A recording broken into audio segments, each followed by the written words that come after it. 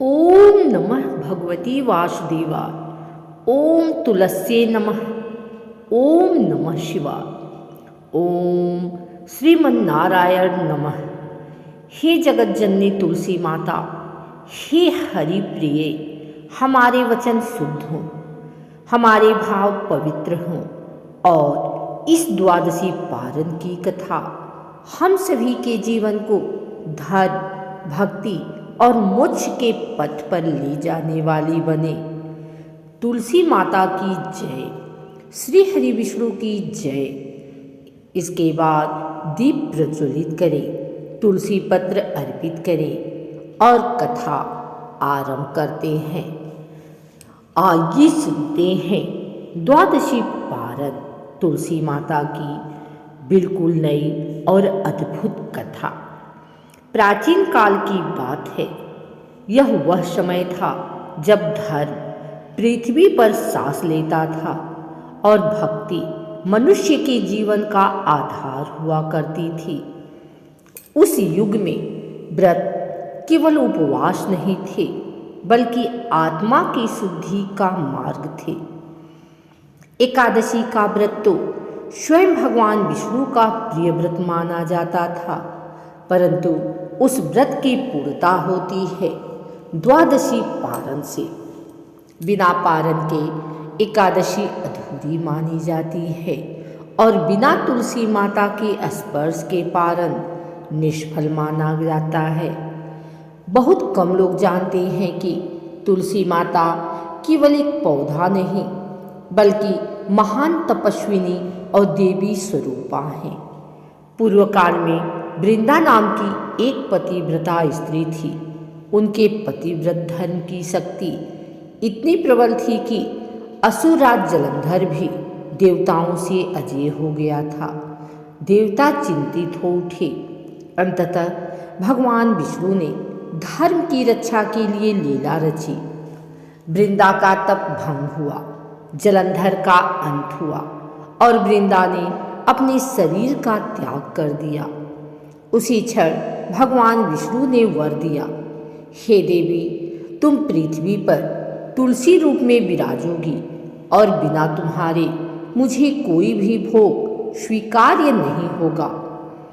यहीं से तुलसी माता हरि की सबसे प्रिय बन गई। तुलसी और द्वादशी का रहस्य। एकादशी के दिन धान्य ग्रहण वर्जित है और द्वादशी के दिन सही मुहूर्त में पारण करना अनिवार्य होता है। लेकिन शास्त्र कहते हैं, यदि द्वादशी पारण तुलसी पत्र के बिना किया जाए तो व्रत का पुण्य अधूरा रह जाता है। तुलसी माता ही वह दिव्य सेतु है जो व्रती को भगवान विष्णु से जोड़ती है। एक निर्धन ब्राह्मण की कथा। किसी गांव में हरिदत्त नाम का एक निर्धन ब्राह्मण रहता था। उसके पास धन नहीं था, पर भक्ति अपार थी। वह हर एकादशी का व्रत करता, पर कई बार द्वादशी को भोजन तक नहीं मिल पाता। एक दिन उसने केवल जल से पारण किया, लेकिन तुलसी माता को प्रणाम करना नहीं भूला। उसी रात भगवान विष्णु उसे स्वप्न में प्रकट हुए और बोले, वत्स, तुमने तुलसी माता के बिना भोग नहीं किया, इसलिए तुम्हारा पारण समस्त यज्ञों से श्रेष्ठ हो गया। अगले दिन उसके जीवन में कभी अभाव नहीं रहा। द्वादशी केवल भोजन का दिन नहीं है, यह संयम के बाद संतुलन का दिन है।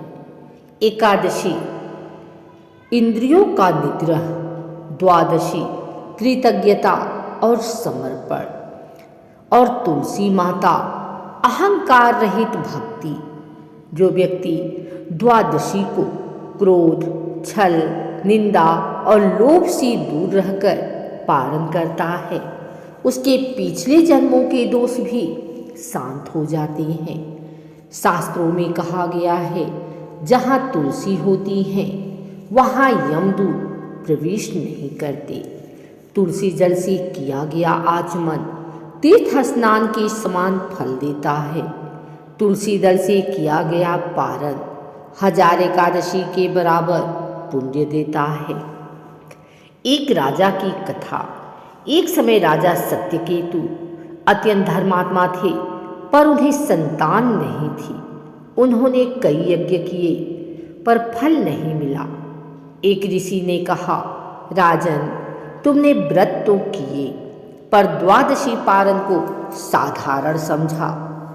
राजा ने विधि पूर्वक तुलसी पूजन सहित द्वादशी पारण किया।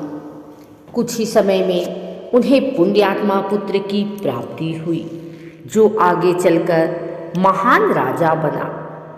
द्वादशी पारण की विधि है। प्रातः स्नान कर शुद्ध वस्त्र पहने, तुलसी माता को जल अर्पित करें, दीप जलाएं, ओम तुलसी नमः का 11 बार जाप करें।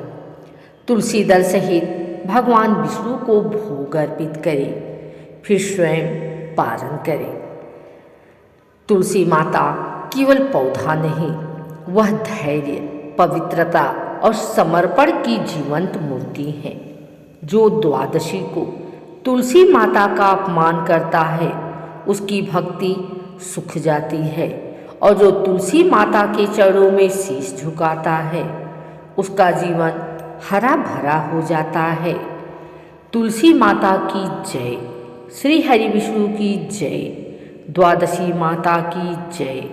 हे माता, हमारी भक्ति स्वीकार करें, हमारे दोष क्षमा करें और हमें सद्बुद्धि, सद्गति और मोक्ष प्रदान करें।